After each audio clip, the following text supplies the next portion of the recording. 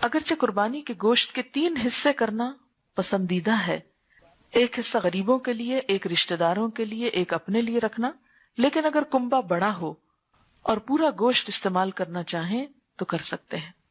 مثلا آپ نے رشتہ داروں کو گھر بھیجنے کے بجائے سب کو اپنے گھر جمع کر لیا اور پورا بکرا پکا لیا تو ٹھیک ہے، ایسا بھی ہو سکتا ہے۔ یا یہ کہ آپ کے اپنے ہی 10-12 بچے ہیں، جو آج کل تو کم ہی ہوتے ہیں لیکن کچھ لوگوں کے ہو بھی سکتے ہیں، اور اس میں شرمانے کی بات کوئی نہیں ہے۔ تو اب ان سب کے لیے اگر پراپر فوڈ بنانا ہے اور بکرے کا سائز اتنا ہے کہ وہ پھر تقسیم کرنے کے لیے کچھ نہیں بچتا، تو خود بھوکا رہ کر دوسروں کو بھیجنے کی ضرورت نہیں، سارا خود کھا سکتے ہیں۔